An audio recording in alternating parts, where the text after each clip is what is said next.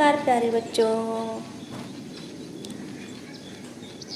हर बार आप संडे को एक कहानी सुनते हैं और हम आज एक और नई कहानी सुनेंगे और इस कहानी का नाम है बहादुर मिमी।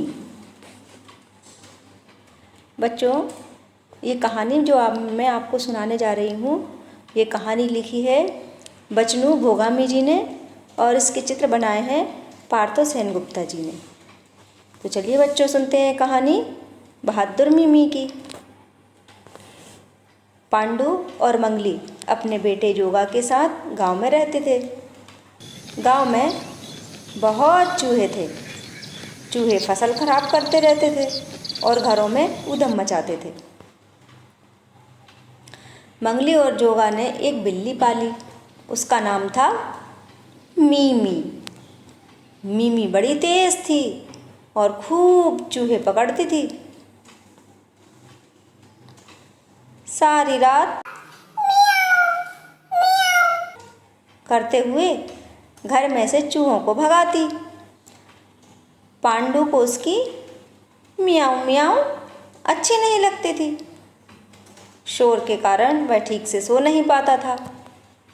एक रात उसे मिमी पर गुस्सा आया। वह उसे डंडे से मारने दौड़ा।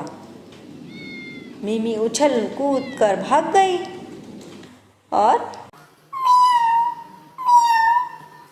की आवाज आती रही। एक रात सब सोए पड़े थे, तभी वहां एक लंबा विषैला सांप आया। मिमी उसे देखकर जोर जोर से आवाज निकालने लगी। भर्र, भर्र।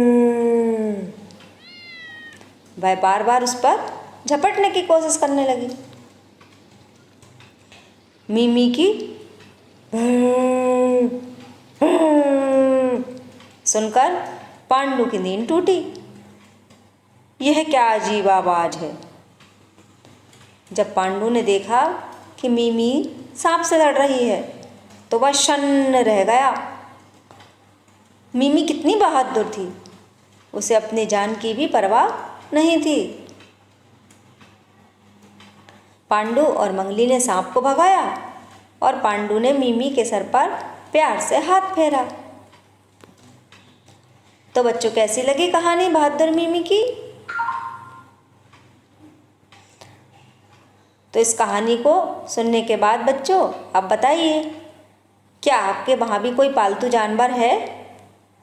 अगर हाँ, तो उसका नाम क्या है? पांडु की नींद क्यों टूट गई थी? अगर पांडु की तरह मिमी तुम्हारी नींद भी खराब कर देती तो तुम क्या करते?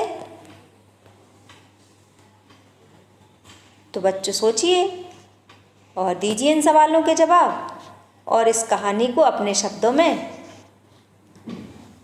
अपने मित्रों को सुनाइए। और अब हम चलते हैं, अगली बार फिर एक नई कहानी के साथ आएंगे। तब तक के लिए बाय बाय बच्चों।